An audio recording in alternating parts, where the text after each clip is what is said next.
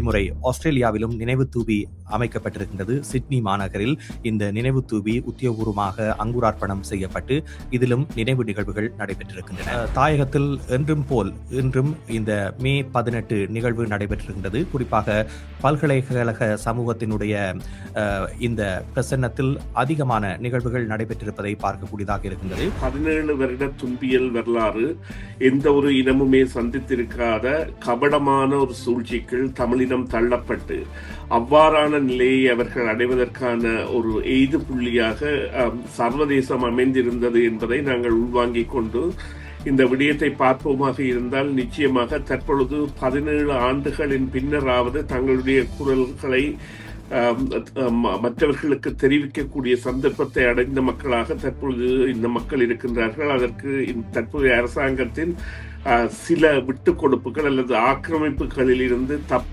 சற்றே தள்ளி இருத்தல் போன்ற நிலைப்பாடுகள் கூட காரணமாக இருக்கின்றன. ஐக்கிய நாடுகள் அவையின் அறிக்கைகள் கூட கூறியிருந்தன, பாதுகாப்பு வலயங்கள் என மக்களை வர சொல்லி கொன்றார்கள் அல்லது வைத்தியசாலைகளில் வைத்துக் கொன்றார்கள் என்று. ஒரு புதிய ஒரு தூய தலைமை என்பது அங்கு தாயகத்தில் எழுகின்ற பொழுதுதான் இந்த விடயங்களில் ஒரு மாறுதல் தேவை. மறுபக்கமாக அதற்காக புலம்பெயர்ந்த தரப்புகளில் கூட ஒற்றுமையற்ற ஒரு நிலையும், அதாவது ஏமாளித்தனமான ஒரு நிலையும் தொடர்வது என்பது நிச்சயமாக ஒரு நாங்கள் எடுத்து பார்க்க வேண்டிய விடயம். லூயிஸ் அவர்கள் நிச்சயமாக ருவாண்டா மற்றும் யூகோஸ்லோவியா ஆகியவற்றில் இடம்பெற்ற இனப்படுகொலைகளை நேரடியாக விசாரித்த தலைமை அதிகாரி. அதைவிட கனடாவின் உயர் நீதிமன்றத்தின் உச்ச நீதிபதியாக இருந்தவர். அதைவிட மனித உரிமை விவகாரங்களில் நேரடியாக சம்பந்தப்பட்டவர். இலங்கை விவகாரத்தில் அவருடைய கருத்துடன் தமிழர்களுக்கு முரண்பாடு இருக்கின்றது என்பதில் எந்தவித ஐயமும் இல்லை. அதாவது அவரை பொறுத்தவரையில் இரு தரப்புகளும் விசாரிக்கப்பட வேண்டும் என்பதும் மற்றும் இது யுத்த குற்றம் என்பதில் அவர் விடாப்பிடியாக இருக்கிறது. அதாவது war crimes என்பதுதான் அவருடைய ஒரு நிலைப்பாடாக இருக்கிறது. இவர்களது ஆயுதங்கள் பரிச்சார்த்த களமாகத்தான் முள்ளிவாய்க்கால் இருந்தது. இவர்களது செய்மதிகள் தான் அங்கே இரவிரவாக படங்களை எடுத்து எங்கெங்கெல்லாம் ஆயுதங்கள் இருக்கின்றன, எங்கே மக்கள் இருக்கின்றன என்று கொடுத்தார்கள். அவர்கள் மக்களை குறிநோக்கி இலங்கை இராணுவம். அப்பொழுது இவர்களுடைய பங்கு என்பது இரண்டாம் தர பங்கு அல்ல, முதல் தர பங்கு. அதைவிட இந்தியா, பாகிஸ்தான் போன்றவற்றின் உளவு நிறுவனங்கள் எல்லாம் நேரடியாகவே, அதாவது தொலைத்தொடர்புகளை இடைமறைத்து தகவல்கள் கொடுப்பதாக இருக்கட்டும் அல்லது இந்த ட்ரோன் எனப்படுகின்ற ஆளில்லா விமானங்களின் மூலான தரவுகளை பெறுவதாக இருக்கட்டும் செய்தார்கள். இஸ்ரேல், ஈரான் போன்றவை எல்லாம் தாங்களால் வேறு நாடுகளில் பாவிக்க முடியாத அல்லது தங்களின் புதிய தயாரிப்புகளை கொடுத்து அவற்றை எல்லாம் பாவித்து, அதாவது தமிழர்களின் உயிரில் ஒரு அரசியல் விளையாடினார்கள். கனேடிய தமிழர்கள் என்றவர்கள் ஆற்றுப்படுகைக்கும் சரி நீங்கள் கொடியை பிடிக்கலாம் அல்லது வணங்கலாம் என்றவுடன் அவர்கள் மௌனிக்க வைக்கப்படுகின்றார்கள். மீண்டும் மீண்டும் அவர்களுக்கான செயல் திட்டம் என்ன, அவர்களுக்கு பாதிக்கப்பட்ட விடயத்தில் ஏன் உண்மையை கொண்டு வர முடியாது என்று பல கேள்விகளுக்கான விடைகளுக்கான காரணம் ஒற்றுமையின்மை.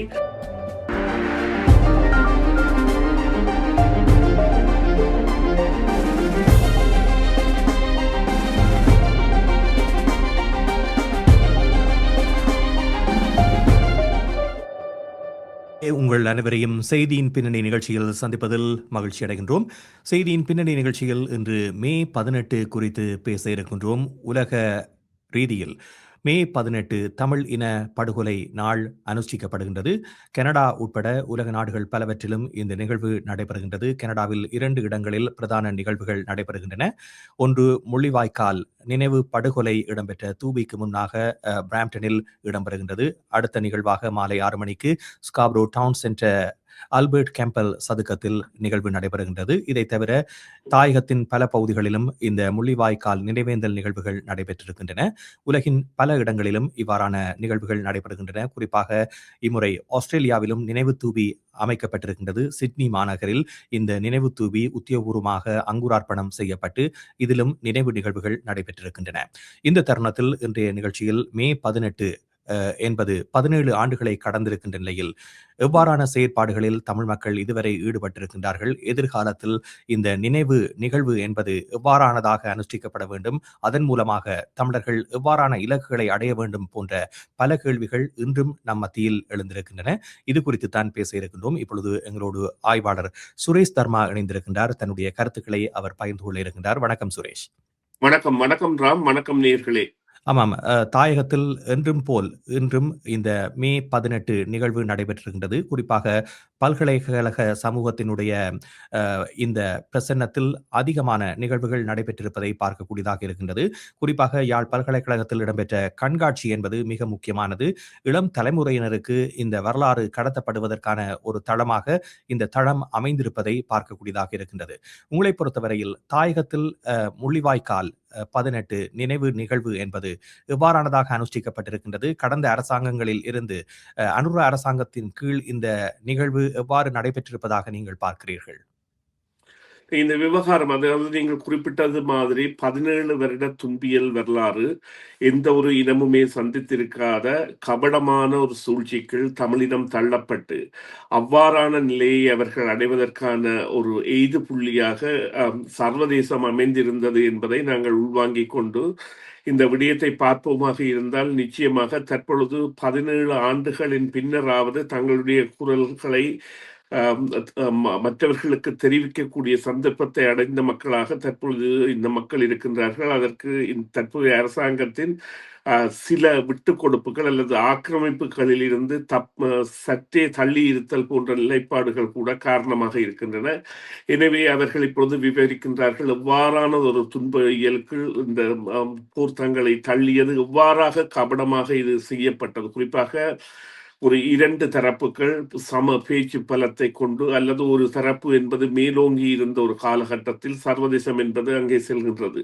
விடுதலை புலிகளால் இராணுவம் என்பது முற்றாக அதாவது வடக்கில் இருந்து அகற்றப்பட்ட நிலை ஏற்பட்டு, யாழ்ப்பாணத்தில் இருந்து கூட, அதாவது கொய்யா தோட்டம் வரை சாவகச்சேரி, கச்சாய், கொடிகாமம் போன்ற கரையோரங்கள் ஊடாக அரியாலை, நாமாந்துறை, கொய்யா தோட்டம் அளவிற்கு கூட சிறு அளவிலான புலிகள் செல்லக்கூடிய ஒரு கட்டம் வந்த பொழுது, இந்தியா கூட பலாலியில் இருக்கின்ற இராணுவத்தை வெளியேற்றுவதற்கு தாங்கள் உதவுவதாக உத்தியோகபூர்வமாக அறிவிக்கின்ற ஒரு நிலையில், சர்வதேசம் இதோ உங்களுக்கு உதவ வருகின்றோம் என்று வந்த சர்வதேசம், அதே சர்வதேசம் பேச்சுக்களின் பொழுது அரசியல் தீர்வொன்றை தராமல் உடனடியாகவே அபிவிருத்திக்காக ஒரு மகாநாட்டை நடத்தி, அந்த மகாநாட்டில் $2 பில்லியன் அறிவிக்கின்ற பொழுது, அந்த மகாநாட்டை விடுதலை புலிகள் புறக்கணிக்கின்றார்கள் என்றால், அரசியல் ரீதியாக தீர்வு தராமல் உடனடியாக அபிவிருத்திகள் எவ்வாறு செல்வதென்றதற்கு காரணமாக அதன் பின்னரான காலத்தில் சர்வதேசம் இலங்கைக்கான தூணாக மாறுகின்றது. இலங்கைக்காக தூணாக மாறி அதாவது இங்கே ஒரு விடயத்தை மக்கள் தெளிவாக எடுத்துக்கொள்ள வேண்டும். இந்த மனித நாகரிகம், மனித நேயம், மனித பண்பு, சிறார்கள், பெண்கள் அல்லது இனம் ஒரு கொத்து கொத்தாக கொல்லப்படுதல் என்பதையெல்லாம் இந்த அரசுகளை பொறுத்தவரையில் தங்களுடைய நோக்கத்திற்கு அடுத்ததாகத்தான் அதன் மீதான கரிசனை இருக்கும். அதாவது இவையெல்லாம் சொற்கள். இன்று நீங்கள் பார்க்கின்ற உலகம் எவ்வாறு இப்பொழுது காசா அல்லது வெஸ்ட் பேங்க் அல்லது லெபனான் அல்லது ஈரான் போன்ற இடங்களில் செயற்படுகின்றதோ, அதையும் விட மேலான ஒரு கட்டம், அதாவது குரல் வலைகள் இல்லாத ஒரு இனமாக அவர்கள் நசுக்கப்பட்ட பொழுது, அவர்களுக்கு ஒரு குரலாக இருக்க வேண்டிய மேற்குலகை அல்லது அவர்களை ஆதரித்த மேற்குலகை அவர்களை அனாதையாக விட்டு அந்த இடத்தை ஆயுதங்களை பரிசீலிப்பதற்கான இடமாக, அதாவது கொத்தணி குண்டுகள், பொஸ்பரஸ் குண்டுகள் போன்றவற்றின் அடையாளங்கள் நேரடியாகவே கண்டுபிடிக்கப்பட்டன. இதை விட ஆனந்தபுரம் போன்ற பகுதிகளில் எல்லாம் ரசாயன குண்டுகள் கூட பாவிக்கப்பட்டன, அல்லது வெக்யூம் பொம் எனப்படுகின்ற உங்களை மூச்சு விட முடியாமல் அப்படியே செய்து கொள்ளுகின்ற குண்டுகள் கூட பாவிக்கப்பட்டன போன்ற, காற்று வெற்றிடத்தை ஏற்படுத்தி பாவிக்கப்பட்டன போன்ற பல விடயங்கள் எல்லாம் விசாரிக்கப்பட வேண்டியவையாக இருந்தும் இன்றும் இந்த உலகம் கடந்து செல்கின்றது என்பதை நாங்கள் எவ்வாறு பார்க்கலாம் என்றால், உலகம் ஒரு கண்மூடித்தனமான உலகம். உங்களுக்கு ஆற்றுப்படுத்தலை தரும். உங்கள் ஆசுவாசத்தை நீங்கள் அமைதியாக இருப்பதற்காக உங்களை கொடியேந்த விடும் அல்லது நினைவை கூற விடும். ஆனால் உங்களுக்கான முடிவை தருமா என்றால், அங்கேதான் முக்கியமான தொடுப்புள்ளியாக நாங்கள் பார்க்க வேண்டிய விடயங்கள் இருக்கின்றன. ஒரு 2 லட்சத்திற்கு மேற்பட்ட மக்கள் அல்லது விடுதலை புலிகளை பின்தொடர்ந்து வந்த மக்கள், அவர்களை பின்தொடர்ந்து சென்று ஒரு முள்ளிவாய்க்கால் மாத்தளன் பகுதிக்கு சென்ற பொழுது, விடுதலை புலிகளின் பாரிய ஆயுதங்கள் எங்கெங்கெல்லாம் இருக்கின்றனவோ, கனரக ஆயுதங்கள், அந்த பகுதியை பாதுகாப்பு விலையமாக அறிவிக்கின்ற பொழுது மக்கள் அங்கேதான் செல்வார்கள். அங்கே செல்கின்ற பொழுது விடுதலை புலிகள் தங்களுடைய பாரிய ஆயுதங்களை இயக்க முடியாது, அதே நேரம் விடுதலை புலிகளின் பாரிய ஆயுதங்கள் அங்கே இருக்கின்றன என்று கூறி அந்த குண்டுகளை போடுகின்ற பொழுது அழிகின்றவர்களாக மக்கள் இருப்பார்கள். அதனை ஐக்கிய நாடுகள் அவையின் அறிக்கைகள் கூட கூறியிருந்தன. பாதுகாப்பு வலயங்கள் என மக்களை வர சொல்லி கொன்றார்கள் அல்லது வைத்தியசாலைகளில் வைத்துக் கொன்றார்கள் என்று. எனவே இது ஒரு கடந்து போகக்கூடிய செயலா என்றால் இல்லை. ஆனால் இதனை எவ்வாறு தொடர்ந்தும் செல்வது என்கின்ற நிலையில் தான் எங்களுக்குள் ஒரு தீர்க்கமான ஒரு முடிவு வேண்டும். எவ்வாறு சொன்னால் அந்த அதாவது கடந்த காலத்தை பின்னோக்கி பார்த்தது என்பது தவிர்க்க முடியாதது. 17 ஆண்டுகளுக்கு முன்னராக நடந்த விடயங்களில் முக்கியமான 2-3 தொடுப்புள்ளிகள் தமிழக தேர்தல் முடிவுகள் மாறி இருந்தால் மாற்றம் வரும் என்று இந்த போராட்ட சக்திகள் அல்லது அரசியல் பேச்சு தளங்களை ஒரு குறிப்பிட்ட காலத்திற்கு தள்ளி வைத்ததாக இருக்கட்டும், அல்லது அமெரிக்க பசிபிக் கடற்பிராந்திய கடற்படை கப்பலில் பெரியவர்களை ஏற்றி செல்லும் என்கின்ற ஒரு அதாவது மாயையை, இது உண்மையான விடயமாக என்று அறியப்பட வேண்டும், அவ்வாறான ஒரு மாயையை ஏற்படுத்தி அவர்கள் மௌனிக்கப்பட்டார்கள். அதே போல அரசு தரப்புடன் தாங்கள் பேச்சுவார்த்தையில் ஈடுபடுகின்றோம் அல்லது அரசு தரப்பு செய்கின்றது வெள்ளை கொடியுடன் வாருங்கள் என்கின்ற வெள்ளை கொடி விவகாரங்கள் எல்லாம் பட்டவர்த்தனமான யுத்த குற்ற மீறல்கள். இவையெல்லாம் அதாவது பல ஆயிரம் மக்களை கொன்றொழித்த பின்னர் நடந்த விடயங்கள். இவற்றை நாங்கள் எவ்வாறு தீர்க்கலாம் என்று சொன்னால், முக்கியமாக இந்த ஐக்கியம் என்பது தேவை. நாங்கள் உண்மையிலேயே இப்பொழுது யூதர்கள் 3000 ஆண்டுகளுக்கு முன்னர் தங்களுடைய இனம் எகிப்திலிருந்து வெளியேற்றப்பட்ட பொழுது தாங்கள் சாப்பிடுவதற்கு உணவற்ற நிலையில் அந்த அதாவது வெதுப்பாகாத பான் என்கின்ற அந்த ஒரு பாஸ்ஓவர் என்கின்ற ஒரு செயற்பாட்டை செய்கின்றார்கள். அதை அவர்கள் நினைவாக செய்கின்றார்கள். நாங்களும் அதே போல ஒரு முள்ளிவாய்க்கால் கஞ்சி என்கின்ற ஒரு நிகழ்வுக்கு மாத்திரம் இருக்காமல் அதிலிருந்து மீளழுகின்ற தரப்பாக ஒரு ஒற்றுமையான தலைமை தேவை என்கின்ற நிலையில் செல்ல வேண்டிய தேவை, தலைமைக்கான தேடல். எவ்வாறு இந்த இனத்தை நம்பி அவர்கள் விட்டு சென்றார்களோ அல்லது எவ்வாறு இந்த இனம் தாங்களுடைய விருப்பை சாதிக்கும் என்று விட்டு சென்றார்களோ அது சற்று சற்றாக குறைந்து வருவதை நாங்கள் யதார்த்தமாக ஏற்க வேண்டும். என்னவென்று சொன்னால், கனேடிய மற்றும் இந்திய மற்றும் ஆஸ்திரேலிய தூதுவர்கள் கூட கடந்த தேர்தலில் சென்று சந்தித்து சொல்லியிருந்தார்கள், நீங்கள் பிரிந்து போட்டியிட்டால் பலவீனமாவீர்கள், பேச்சு தரப்பாக உங்களால் இருக்க முடியாது என்பதை தமிழர் தரப்புகளாக இருப்பவர்களுக்கு சொன்ன பொழுதும் அவர்களை பொறுத்தவரையில் எந்த கட்சி எத்தனை ஆசனங்களை எடுக்கலாம், எந்த கட்சி பேச்சு பேரணியில் இருக்கலாம் என்கின்ற ஒரு நிலையில் தான் பயணிக்கின்றார்கள். ஒரு கட்சி பலமாக இருக்குமாக இருந்தால் இன்னொரு கட்சி அங்கே சென்று அவர்களை பலவீனமாக்குவதற்காக விடுதலை போராட்டத்தை கூட பாவிக்கின்ற ஒரு நிலையை நாங்கள் பாவிக்கின்றோம். அவ்வாறான நிலை இல்லாமல் ஒரு தலைமைக்கான தேடல் என்பது தற்பொழுது இந்த இனத்திடம் இருக்கின்றது. தலைமையற்ற இனமாக இருக்கின்ற ஒரு இனமாக இவ்வாறான ஒரு செயற்பாட்டில் என்றுமே வெற்றி பெற முடியாது.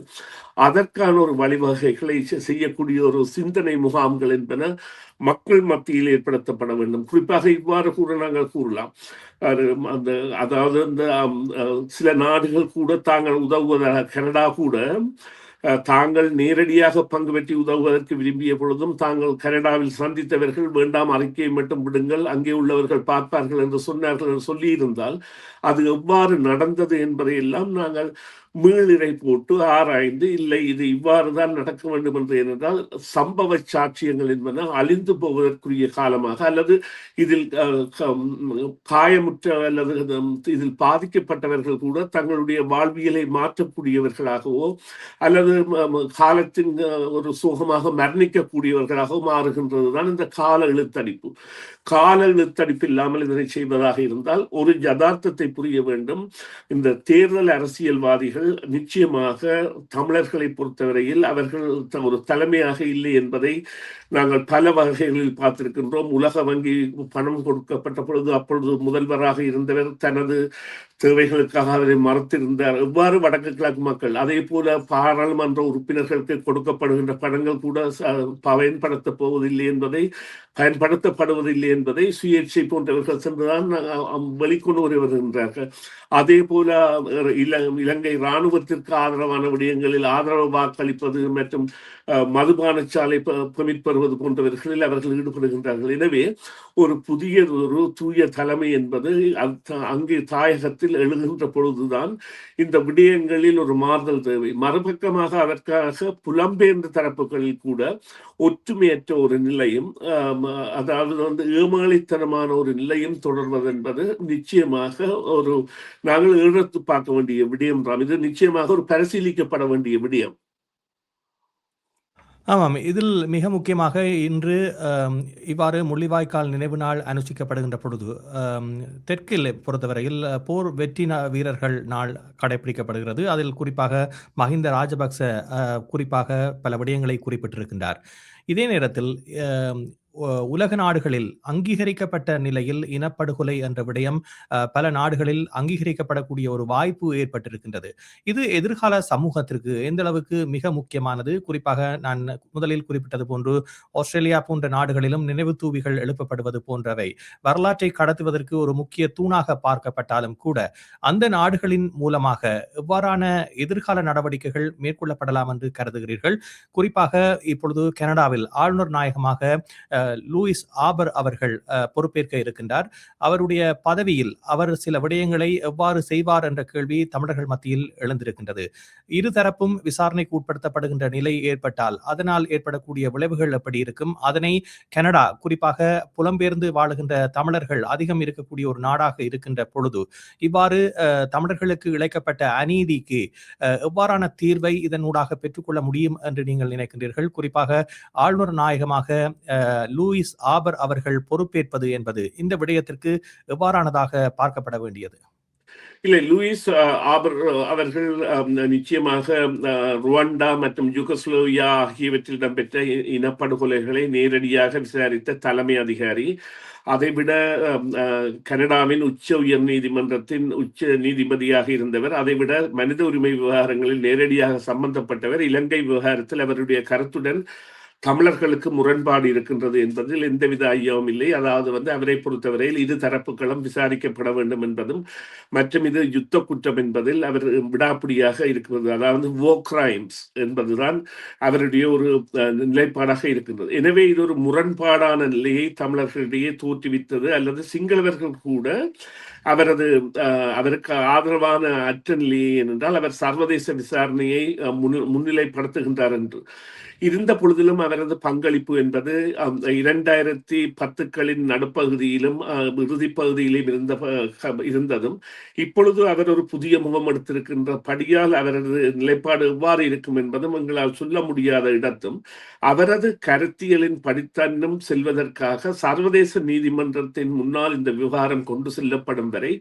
யாருமே எதுவும் செய்ய முடியாது. ஐக்கிய நாடுகள் அதாவது ஆற்றுப்படுகை, அதாவது உங்களுடைய உள்ள கிடக்கைகளையும் குமுறல்களையும் தணிப்பதற்காக எவ்வாறு தமிழகத்தில் ஒரு கட்சிக்கு மாத்திரம் புலிக்கொடிகளை பாவிப்பதற்கான அனுமதி என்பது அங்கே உள்ள இளைஞர்கள் மாறுபட்ட திசையில் செல்லாமல் அவ்வாறு இருக்க வேண்டும் என்பது இதெல்லாம் ஒரு அரசியல் சாணக்கிய ராஜதந்திரத்தின் உச்சம். நான் ஏற்கனவே குறிப்பிட்டது போல எந்த ஒரு நாட்டிற்கும் மனிதாபிமானத்தின் மீது அக்கறை இல்லை. தங்களது கோரிக்கைகளின் பிறகுதான் மனிதாபிமானம் பற்றி கலைப்பார்கள். தாங்கள் ஒரு விடயத்தை செய்கின்ற பொழுது அவற்றை செய்ய மாட்டார்கள். அவ்வாறாக இவ்வாறு அதாவது வந்து சர்வதேச நீதிமன்றத்திற்கு இந்த விவகாரம் கொண்டு செல்லப்பட்டு ஒரு வழக்காகுவதற்கான ஒரு சந்தர்ப்பத்தை இவர்கள் ஏற்படுத்தி தருவார்கள் என்றால் அதுவே ஒரு மிகப்பெரிய பங்காக இருக்கும். என்றால் இவர்களுக்கு கடமை இருக்கின்றது.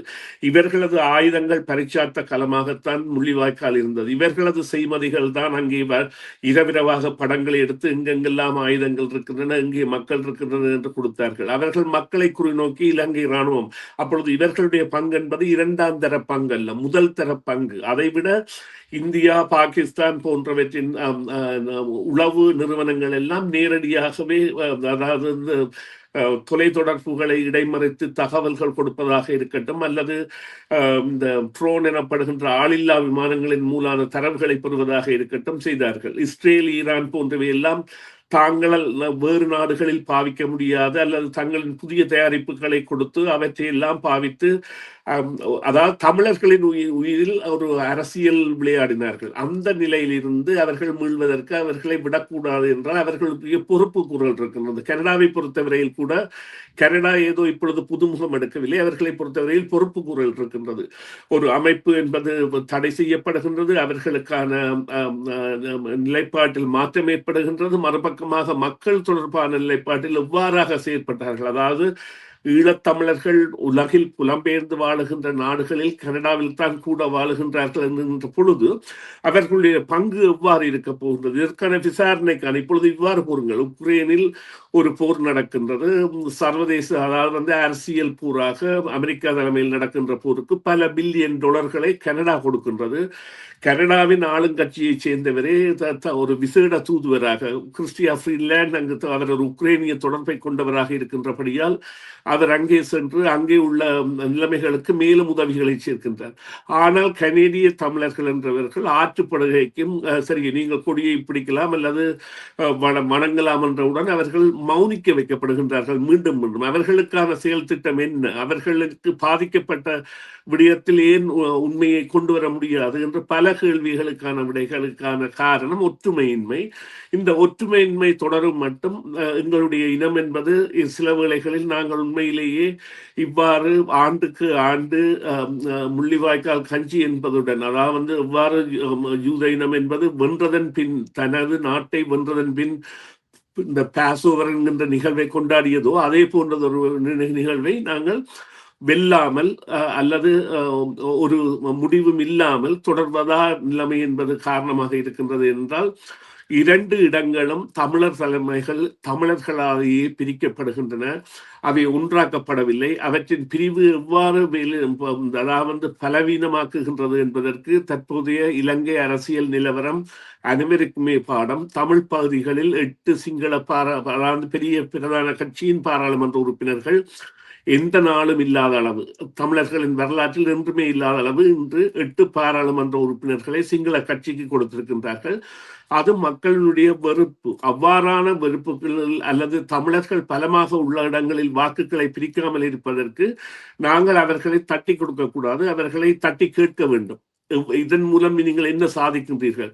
பேரம் பேசலில் ஏன் வெற்றி பெற்று உங்களுக்கு பாராளுமன்ற உறுப்பினர் பதவிகளும் விசேட ராஜதந்திர கடவுச்சீட்டுகளும் அதன் மூலம் கிடைக்கின்ற பரிவர்த்தனைகளுக்காக இந்த நாங்கள் சாதாரணமாக இறுதியில் இருந்த 1,00,000க்கு மேற்பட்டவர்களை மட்டும் இதில் கணக்கெடுக்க முடியாது. தங்களை ஆகுதியாக்கிய 40,000க்கு மேற்பட்டோர் அந்த போர்க்காலத்தில் இருந்த 2,00,000க்கு மேற்பட்டோர் போன்றவர்களுக்கான விடை தேடல் என்பது தமிழர்களின் கையில் இருக்கின்றது என்பதை தமிழர்கள் நிச்சயமாக உணர்வார்களாக இருந்தால் வெற்றி நிச்சயம்.